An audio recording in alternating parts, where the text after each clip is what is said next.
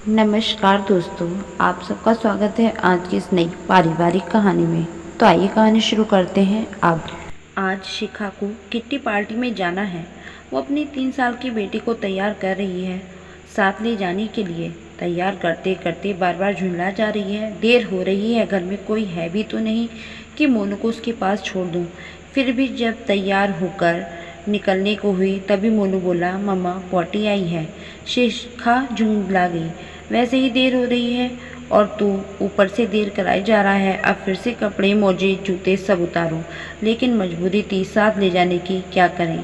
जब शिखा kitty party में पहुंची तो पूरे घंटे लेट थी। वहाँ पहले से ही मौजूद शिखा की सभी सहेलियाँ श्रेया, सलोनी, सोनल, शिप्रा आदि एक साथ बोल पड़ी, शिखा तू हर बार लेट हो जाती है, समय पर ही नहीं आती है। अब आगे से जो लेट होगा उसको 100 रुपया फाइन लगेगा। श्रेया बोली। शिखा बोली, अरे समझा करो यार, तुम लोग मोनू की वजह से ही बड़ी प्रॉब्लम होती है। तभी बीच में किसी की आवाज़ आई, उसको छोड़ दिया कर न किसी के पास। मैं भी तो अपने बच्चों को अपनी सासू माँ के पास ही छोड़कर आती हूँ। सोनल बोली, काश मेरी भी सासू माँ होती। शिखा बोली। तभी सलोनी बीच में बोल पड़ी, अरे आजकल तो बहुएं चाहती नहीं है कि ससुराल में सास हो, और तू कह रही है मेरी भी सास होती। श्रेया बोली, अरे नहीं, जैसी बहू के बिना घर नहीं होता वैसे ही सास के बिना ससुराल कैसा। हाँ हाँ, शायद तुम ठीक कह रही हो। सास न हो तो हम बहुओं की नखरी कौन उठाएगा। नहीं नहीं, जब हम ब्याह कर ससुराल आते हैं तो दरवाजे पर सास आरती का थाल लिए खड़ी रहती है, तो हम लोगों को अपनी अहमियत का एहसास होता है। जब सासू माँ कहती हैं अच्छे से तैयार होना, अच्छी साड़ी पहनना और सारे जेवर पहनना, मेरी बहू सबसे अच्छी लगनी चाहिए, तो लगता है कोई है घर में जो हमारा इतना ख्याल रख रहा है, हमें एहसास दिलाता है कि हम नई नवीली दुल्हन हैं।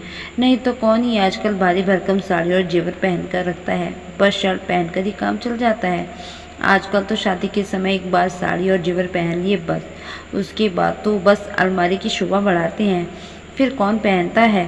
सासू माँ होती हैं तो तीज त्योहार पर, किसी पूजा पाठ पर, छोटे मोटे फंक्शन में पहनने में आ ही जाता है। शिखा की दूसरी सहेली बोली, हाँ भाई ये तो है, सासू माँ हैं तो घर की जिम्मेदारी इतनी नहीं होती कि सब कुछ रखी हमें ही देखना पड़े। कोई त्योहार है या नहीं, पूजा पाठ हो, किसी मेहमान का आना हो, हम बहुओं पर इतनी जिम्मेदारी कहाँ होती है। सब व्यवस्था तो माँ जी को ही करनी होती है। अरे नहीं रे बाबा, सासू माँ तो बवाल होती हैं, बवाल। हर समय टोका टाकी, ये क्यों नहीं किया, वो क्यों नहीं किया, ये काम तुमने ठीक से नहीं किया, अब ये काम पूरा क्यों नहीं हुआ, फलाना फलाना। मैं तो उनसे तंग आ गई हूँ। इससे अच्छा तो अकेले रहने में ही अच्छा है, आज़ादी की ज़िंदगी तो जीते हैं। सबकी अलग अलग बातें सुनकर शिखा घर आ गई। 2 दिन बाद शिखा की ननद घर आई। राखी का त्योहार था। शिखा की ननद सौम्या 6 महीने की प्रेग्नेंट थी, और सौम्या अपना ध्यान रखती हो कि नहीं।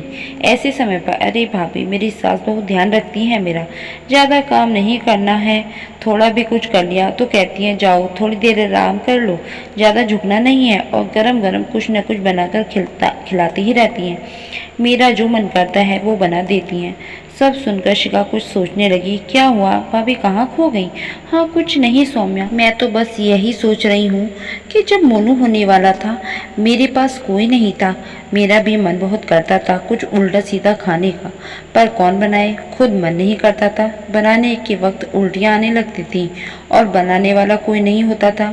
मेरी तो सास नहीं है, कौन बना कर देता। मन नहीं होता था तब भी हर काम वो करती थी। कभी कभी खाने का मन होता था लेकिन टाल जाती थी। सोचती हूँ सास बिना ससुराल कैसा। हाँ भाभी, सभी सासें खराब नहीं होती हैं और सभी बहुएं भी खराब नहीं होती हैं। वो तो कुछ किस्से हो जाते हैं जिससे सभी बदनाम हो जाते हैं। हाँ भाभी सही कह रही हो। शिखा की ननद को 3 महीने बाद बेटी हुई। ये बात सौम्या की सास ने शिखा को बताई तो अपार खुशी झलक रही थी उनके मन में।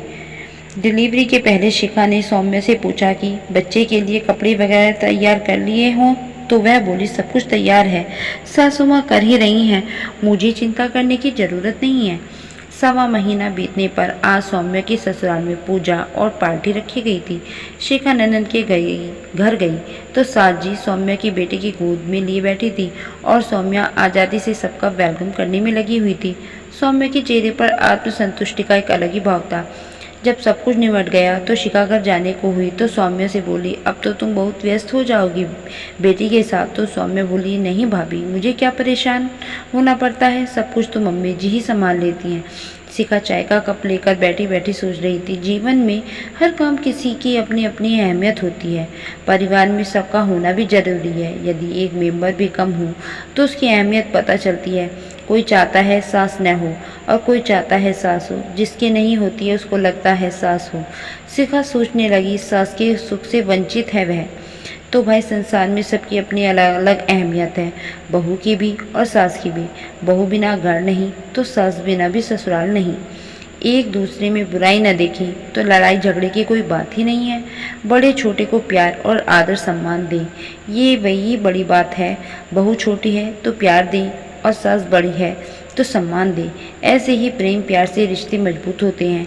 बस थोड़ी सी समझदारी दिखाने की ज़रूरत होती है। दोस्तों, आपको आज की कहानी कैसी लगी?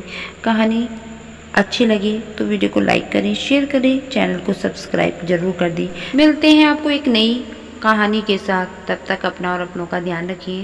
धन्यवाद।